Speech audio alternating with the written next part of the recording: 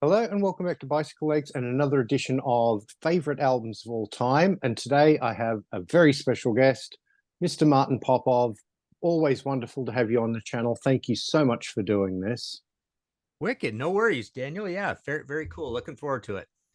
And today we're going to be talking about my favorite David Bowie album, and I believe it's Martin's favorite David Bowie album as well, and that is Scary Monsters and Super Creeps Yeah. from 1980. Martin, a little bit about how you got into this album and why this one's your favorite in particular. Well, it's funny, I mean, I grew up in the 70s as, everything was measured on how heavy everything was. So we only liked basically hard rock and punk and stuff like that, but anything heavy was what we liked kind of thing. So I'm getting towards grade 11, grade 12. And something about this record, I mean, it was literally the first Bowie album probably that hit me in a big way. I like some of the other stuff, some of the Berlin Year stuff. I remember hearing some of that and finding it kind of creepy, spooky, interesting, futuristic. But this is the first one where I really felt the songs on it, and my horizons were expanding. Also, at this time, I was getting into a lot of post punk, so past punk. And also a lot of prog, having been a drummer at this time and getting pretty serious about drumming and stuff. And I really like this album for some of its hard hitting rhythms and some of the pretty noisy guitar work, and the fact that it does have quite a link to that whole post punk idea. Yeah. Yeah, no, that's fair enough. For me, this was like very early on in my music discovery because I think this came out when I was 9 years old.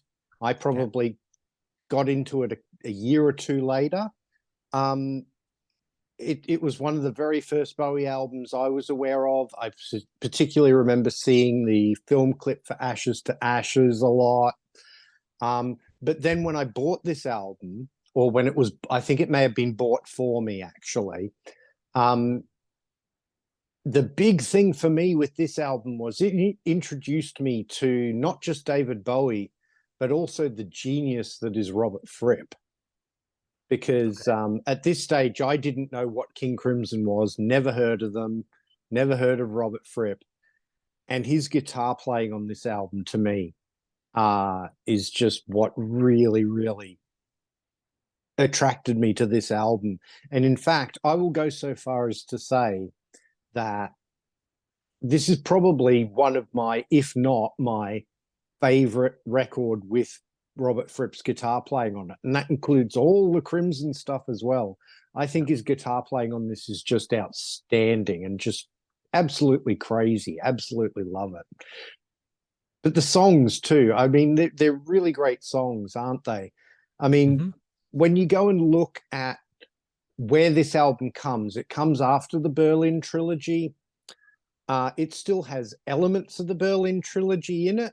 Like there's no Brian Eno anymore. He's not on this record, but you've still got Tony Visconti, and you've still got some of that experimentalism and that sort of thing. But at the same time, it's sort of starting to edge towards a slightly more accessible sound. So to me, it's kind of best of both worlds for Bowie in that respect. And I think that's why I love this album so much too. Yeah, I like that. I mean, it's to me half of the trilogy is essentially pretty accessible songs, and some of them are as good as the songs are here. And then half of it's kind of experimental and long and soundtracky. And then the funny thing is, right at the end, you've got Lodger, which is not exactly a Berlin trilogy album. I mean, there's Switzerland's involved in that one in a big way, right? But also Mm, that album is very it's got bursts of songs that are just very eclectic and strange sounding, right? And they're not very commercial and they're not very hooky. So yeah, it's odd. The early ones, the songs with vocals are really quite, you know, they sound like songs that could have been from this, but not on Lodger.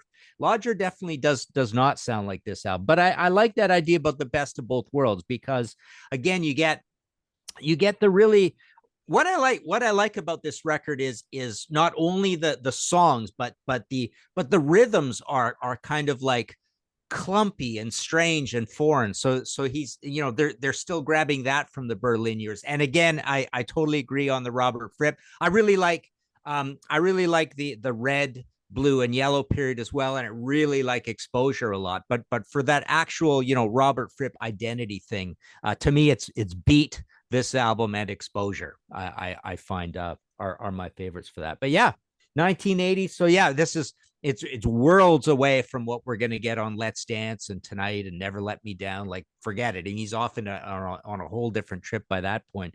But yeah, this one, it doesn't even feel like a blend of the later or the earlier. It just feels like a standalone album. It's, when we group albums together, sometimes I've never grouped this album with anything. It just stands there, defiant, proud, and just so accomplished and so confident. And that's probably why it's my favorite one.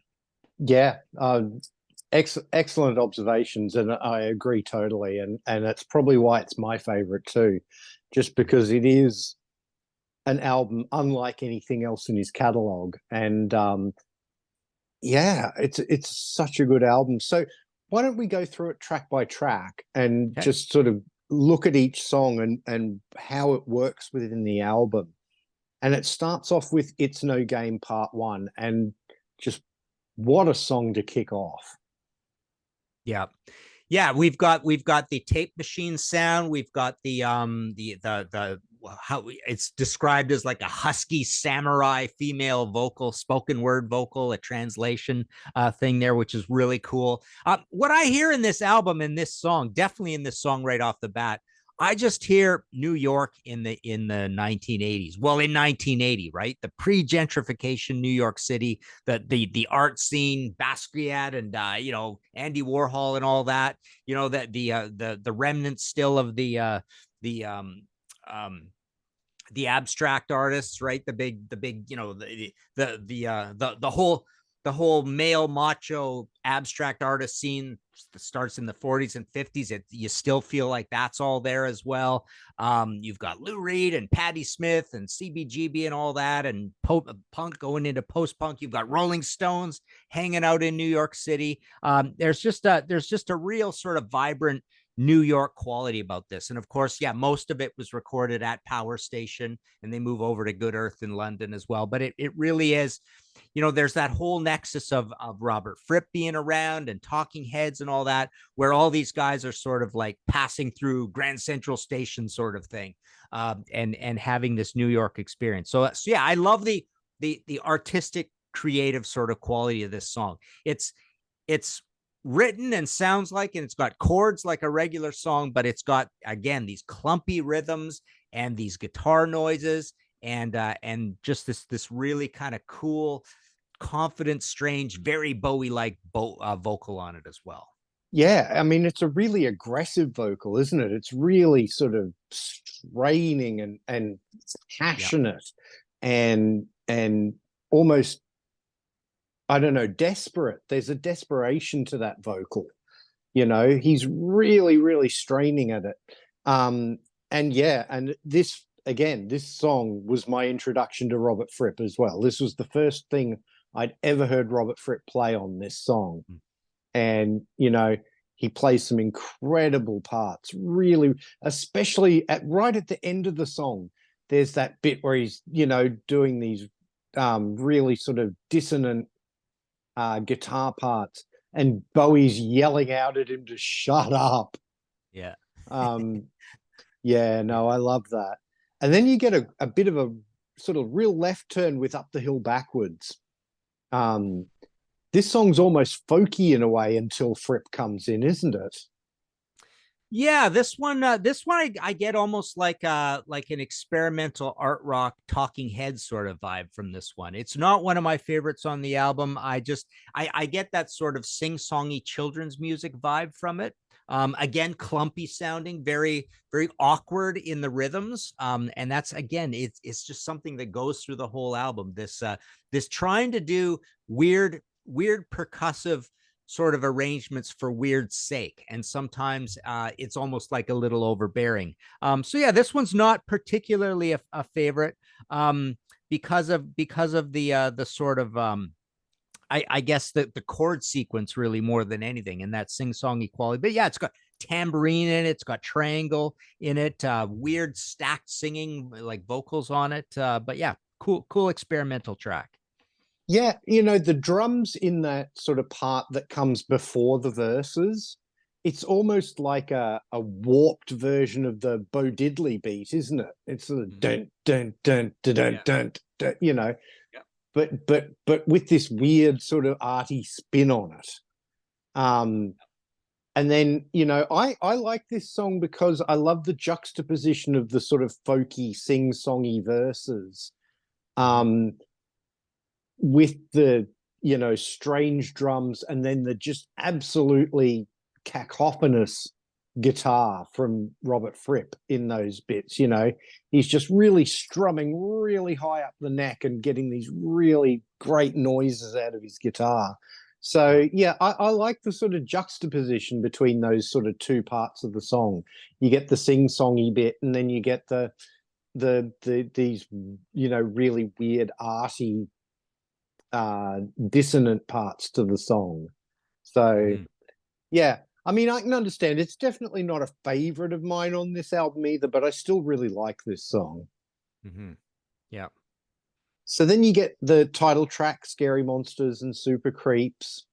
Yeah, And love this is, this one to death, and loved it as a kid because this was sort of like almost like a heavy song. It's almost like a hard rocking song, right? And you've got Bowie doing this sort of like minder, tough guy kind of like Cockney accent here and there in the song. Love that little girl, love her till she dies, and all that stuff in it, right? And you've got Tony Visconti doing like the vigorous acoustic guitar strumming in it as well. But yeah, you've got Robert Fripp being quite sort of patterned and giving you kind of like hooky dissonance in this one as well. So yeah, this is a good rocker. I've always loved this one on here. I guess I didn't check this. I wanted to see if I could find this or not, but I guess it dates back to a 75 song, Running Scared, which Bowie originally played for Iggy Pop. But yeah, I didn't get to sort of check that. But yeah, this is definitely one of the better tracks on the album for sure. yeah, no, I absolutely agree. This is one of the really sort of hard rocking songs on the album.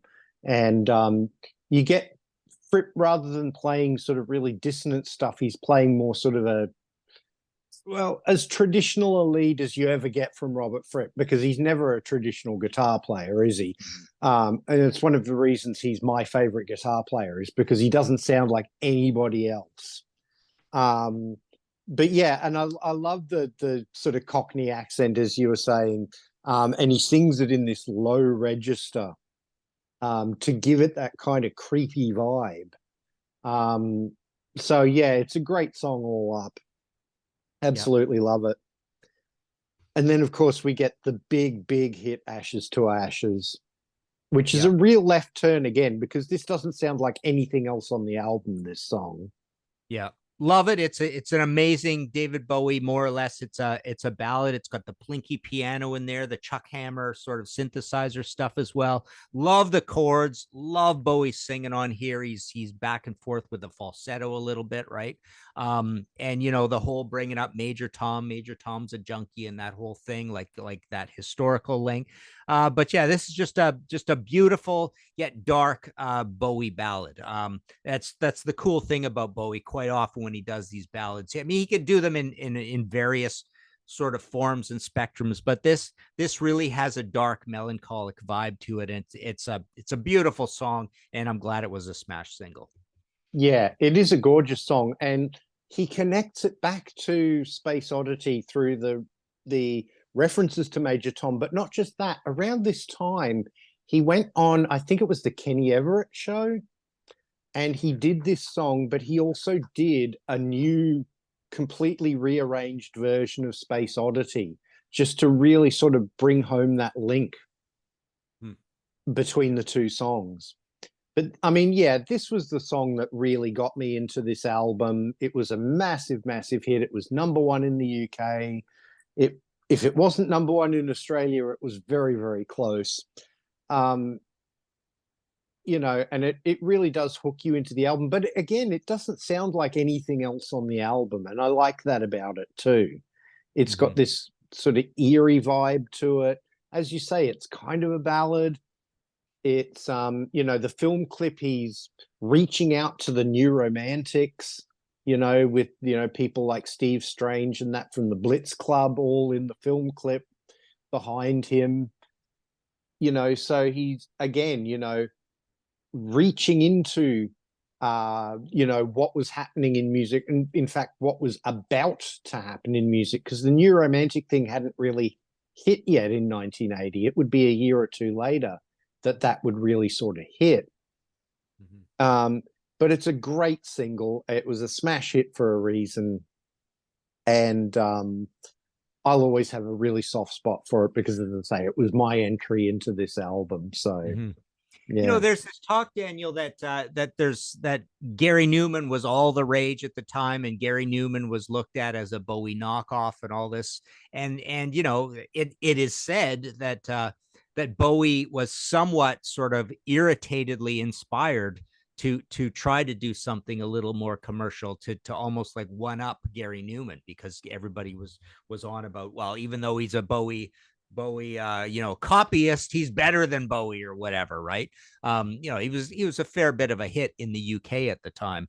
And actually, I mean, I know there's a whole crazy long story about why Bowie albums aren't certified particularly highly, but all of the Berlin trilogy, like none of those albums went even gold in the States, and this is actually a platinum album in the States. And Let's Dance is only at platinum, which is quite bizarre, right? Because it's such an arty album compared to Let's Dance. But for it to be platinum, relatively speaking, I think all the Bowies are probably, if they were done right, they'd all be certifying fairly higher than this. But yeah, it's quite incredible to think that the previous four actually didn't certify at all in the States. So yeah.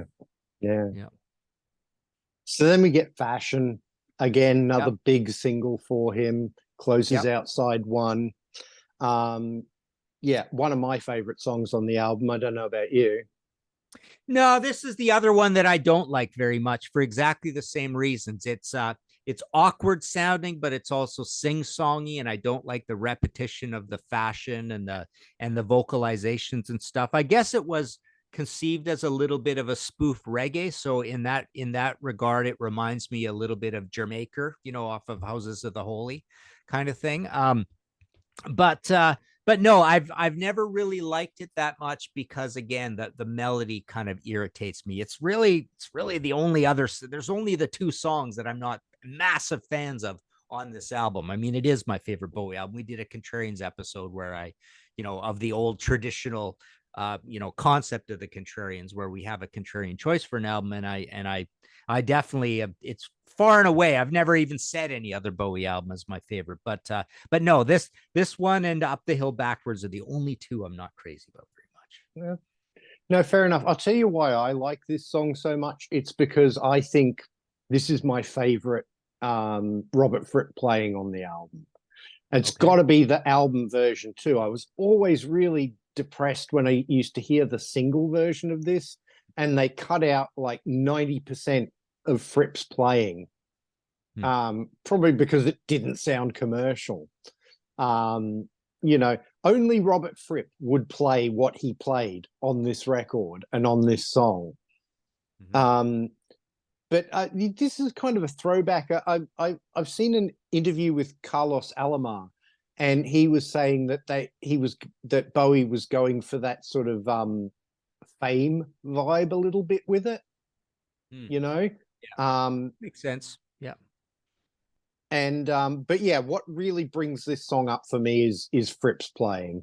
And I do like the lyric on this song because it's very sort of ironic and sarcastic about fashion and how fleeting it is, and how it's yeah, it's just kind of there and it's gone 5 minutes later, sort of thing. Yeah.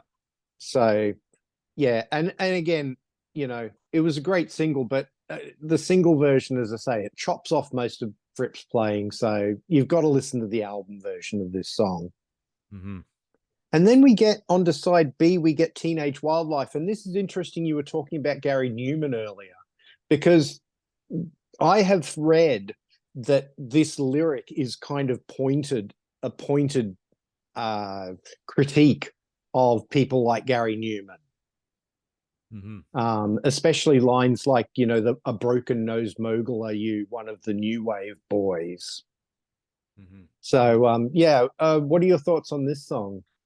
This is my favorite song on the album. I love it's almost 7 minutes long. It doesn't sound like that at all. It's just all the parts are great. I mean, they just repeat all these amazing, amazing melodies and choruses and stuff. This is my favorite Robert Fripp playing on the album. I just love his main solo on this one. It's got that burbly quality and it's very melodic. So yeah, I love his playing on this. I love David singing on it, the chorus. It seems to be the best one. It's like the closest maybe to, well, there's a couple others as well, but to a conservative mix as well. It just sounds it's put together like a conservative rock song. It's pretty hard hitting. And it's been compared to Heroes, and I love Heroes a lot as well. So it's got this sublime quality as well, right? The sort of gauziness. So it's more willowy, billowy, pillowy compared to some of the others, which are a little more clangy, I suppose.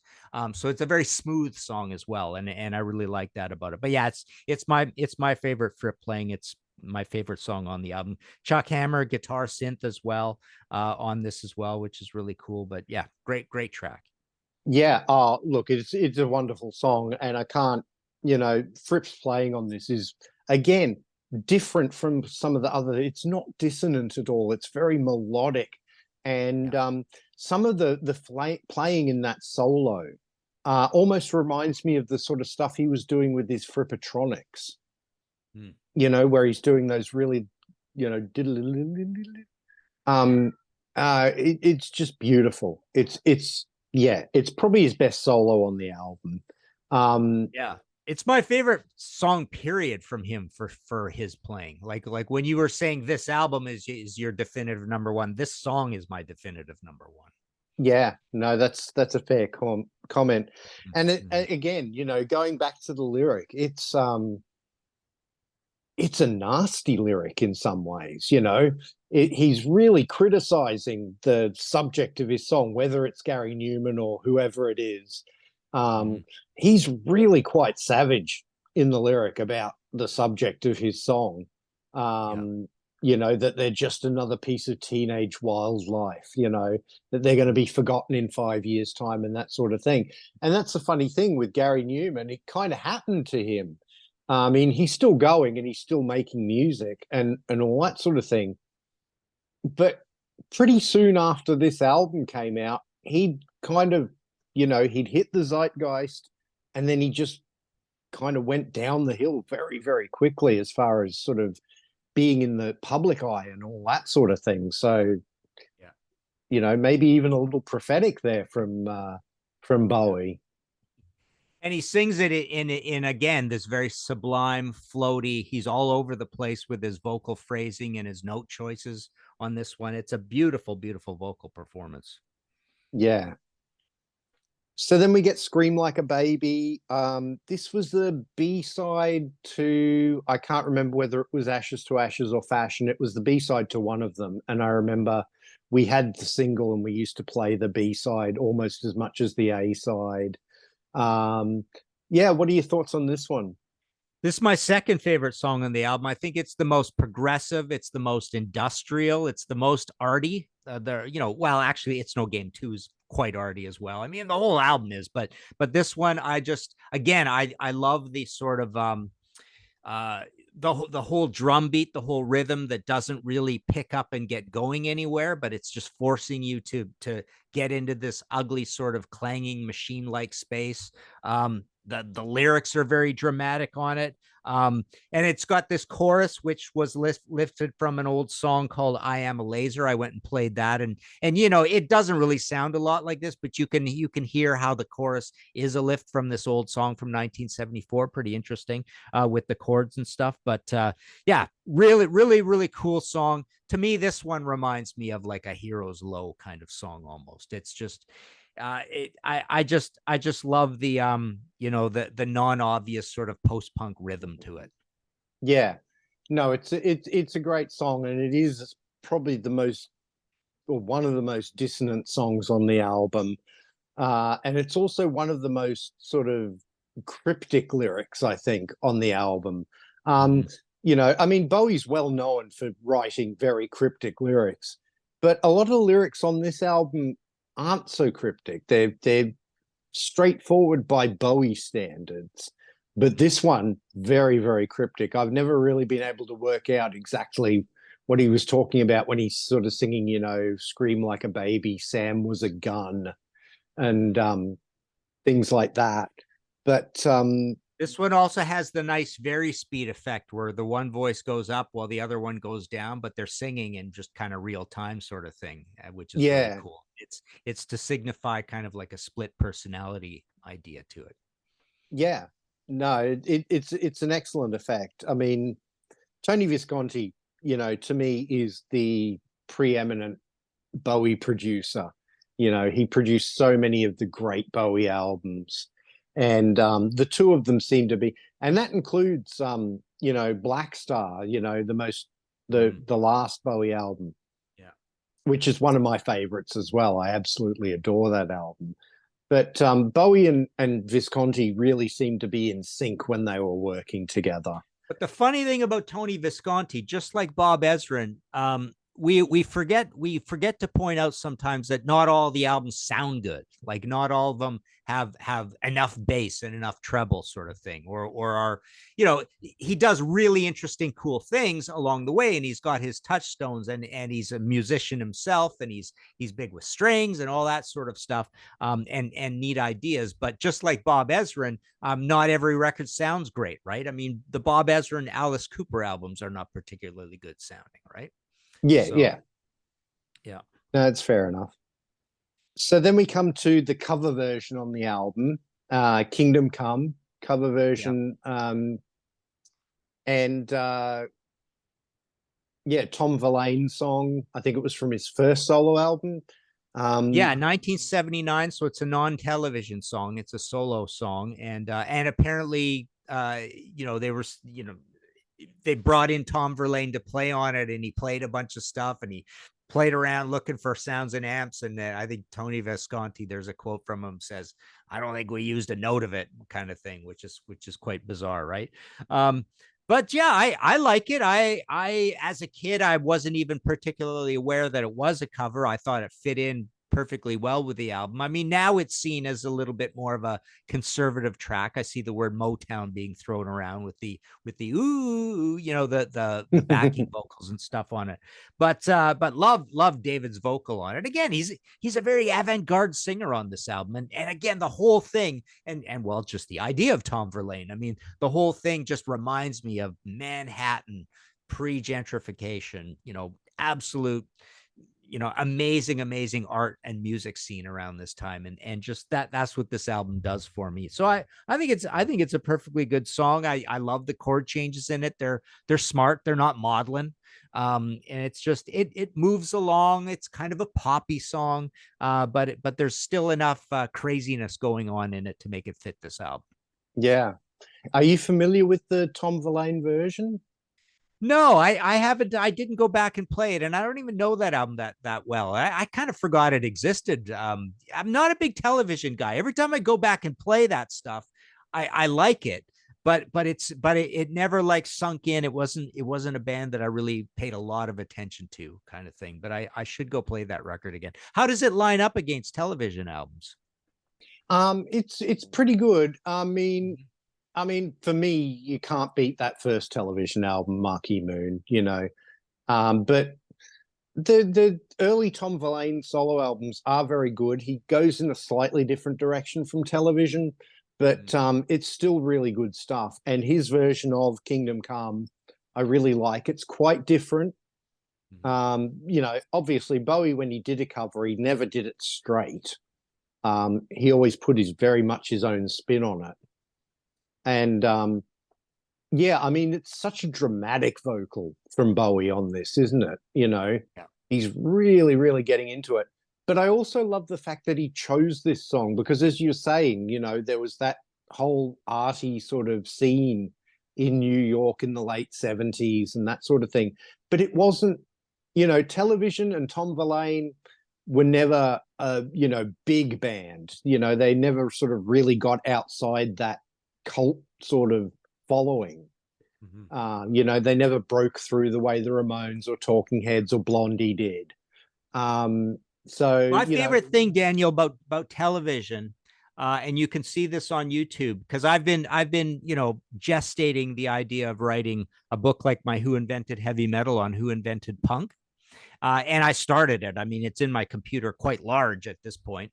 But my favorite thing about television is those 1974 rehearsal videos, right? Black and white videos of them playing live in 1974. Yeah. And they are inventing punk at that point, right? Marquee Moon has nothing to do with punk and it's 3 years later. But in 1974, with Richard Hell looking the way he did and the way that music sounded, boy, it's like I look at that and it's almost like my very favorite pet choice when people bring up who invented punk. If you could pick one thing, it's those 1974 tapes that you could see on YouTube. Yeah.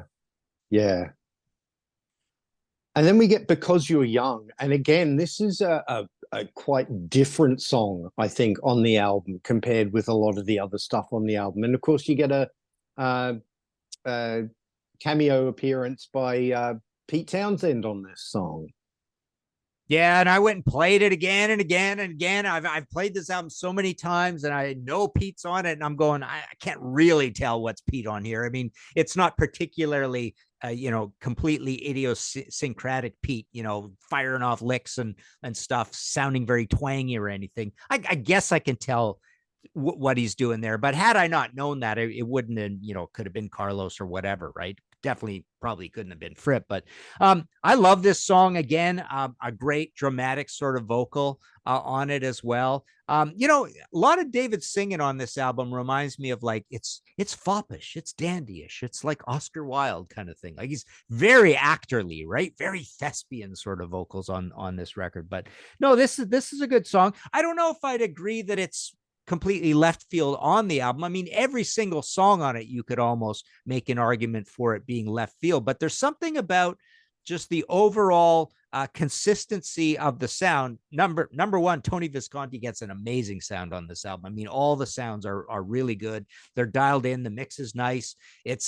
But almost everything is obscure in one way or another, or to some degree or another. But because of all of that consistency of the eclecticness of the sounds, even when they're going off in one direction or another, there's still a unifying sort of feel to it. But this one, yeah, I mean, it's half ballad, it's half pop, it's half up tempo kind of thing, right? So it kind of fits. But yeah, I love it. I mean, this entire side is by far my favorite side of Bowie as well. Yeah, I know. I guess why I was saying that is because I think this is a poppier song compared with some of the other ones. It's less mechanical and clanging. It flows. I find this song flows quite well. And I agree with you about Pete Townsend. Like I know it's him playing that sort of main riff in the song, but it doesn't sound very Pete Townsendy until you get right to the very end. Like there's this little lick that he plays as the song is fading out that I go, oh yeah, that's Pete Townsend. Yeah. And then it fades out and you don't hear any more of it. I would have loved to have heard, 30 seconds more of that. But yeah, it's a good song. But I love the way, like it is poppy and it is melodic and stuff. I like, the verses are the verses are halftime in comparison to the chorus, right? Yeah. But again, you know, you listen to the verses, and you listen to the singing and the chord sequences and stuff, and you could make it into a way poppier song than it is, but it's got these really interesting, clunky, clumpy drums to it, right? Just the Mm. rhythms are like stuttery and like difficult and pushing and pulling. And I think that's what you get a lot of on this album. Yeah, absolutely. Absolutely.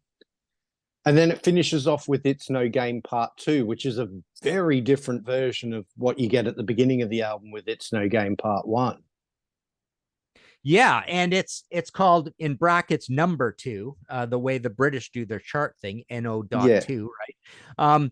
And it's a full length song, and it's all the same chord sequences and stuff. But yeah, it's turned into this sort of laconic, even more clumpy. It's almost like they're undermining, or underscoring, not undermining, underscoring that clumpiness, and really making you focus on the fact that this is a really rhythmic album, right? But yeah, everybody sounds like they're just stumbling around. They're tired after making this masterpiece or something, right? And at the end, the tape rolls off. Yeah, it's funny. At kids, that always sounded to me like a whole pile of cow manure pouring out of like a chute or something onto the ground. I always thought it was that until years and years later, I realized it was tape spinning off the reel sort of thing. But I always thought it was a big pile of crap being poured out of a chute. Maybe you thought that because it has the lyric in that song where it says, children around the world put camel shit on the walls. That's it. That's why. Exactly. You're right. That is why. That is Yeah. why. Yeah, funny. Yeah, I see. I didn't even really make that, but that is literally why. Yeah, but no, it's a great song. I'm glad it's there. It's really cool having two versions on here. And again, to me, this is again, this is almost like reminding us, hey, go back and listen to Lodger. It's even more strange than this album is. Yeah. Now, look, I'm a sucker for albums that bookend. Mhm. Um, the way this does with, It's No Game One and It's No Game Two at the end. And yeah, it's a completely different version. There's no Fripp on this song. And instead of the really wild, um, desperate vocal you get on part one, you get this really laconic, low key, low uh, register vocal from Bowie on it. And going back to the camel shit lyric, I was 10 or 11 when I got this album, and that was very naughty for us that he would use that word. So that was always a little bit, make sure your parents don't hear that when you're listening to this record, sort of thing. But Yeah. it's a wonderful way to end the album. As I say, it bookends the album really, really well. So Actually, I just noticed officially it is parentheses part two, part spelled out. It's number two. I've seen it in other places like that. I wonder yeah, if it's the on the back C of the record. It says part yeah. one and part Yeah, two. I wonder if the CD changed it or something. That's pretty interesting because I've seen it the other way as well. But no, yeah, it's just part one and part two. You're right. Yeah. Yeah. But Yeah, cool. yeah, I mean, so there you have it, folks. That's the album. I mean, for Martin and I, this is the best Bowie album, our favorite Bowie album. Obviously, that's a very subjective point of view. I've done a top 10 Bowie albums. I did it a couple of years ago. Please do go and check that out. I'll leave a link in the description. And also last year, Peter Kerr from Rock Daydream Nation and I defended Never Let Me Down, which is, an album that a lot of people really, really hate. It's not a top 10 Bowie album by any stretch, but it's definitely worth checking out. So I'll leave a link to that in the description as well. Thank you so much, Martin, for doing the show with me. Please let my viewers know where they can find all your various projects and that sort of thing. Yeah, so I've got an audio podcast, History in 5 Songs with Martin Popoff. That's up to 236 episodes now. We've got the Contrarians show, which you've been on before, and yeah, so that's a video show, and I write a lot of rock books, including this one on Bowie, right? So we've got the big Bowie at 75 book that came out last year, big hardcover, comes in a plastic slipcase with felt on it and all that, and screen printing. But all of that's at martinpopoff.com. The other new ones that are kind of like this are the Who book, the Quadrophenia book, and the Pink Floyd Dark Side of the Moon book. Those both come in a slipcover as well. But yeah, martinpopoff.com. There's PayPal buttons there for everything. I signed them, ship them out of the office here. That's the main stuff. Yeah, great. I was actually going to ask you if you still have the Bowie book in stock, because I own that book and it absolutely is a fantastic book. If you're a fan of Bowie, you must get a copy. So please do go to martinpopoff.com or pick it up wherever you can. I have seen Martin. I've actually seen some of your books in bookstores here in Australia. So I saw your Nice. AC/DC book in one of my local bookstores. So, yeah, you know, cool. so check your local bookstores as well to see if they carry any of Martin's books. Please do like, share, and subscribe. It really does help the channel out. If you're new to the channel, please go and have a look at some of my other videos. I have everything playlisted. So if you want to look at some of my other favorite albums of all time shows, I have a playlist for that. If you want to look at some of my studio albums ranked shows, there's a playlist for that. If you want to see some of my appearances on other people's channels, including the Contrarians, I also have a playlist for that. If you want to follow me on social media, I'm at bicyclelegs on Instagram and Twitter, and I now have a dedicated bicyclelegs Facebook page. Please come and give those all a follow and join in the conversation. I'd really love to have you there. Thank you very much for watching, and I'll see you in the next one.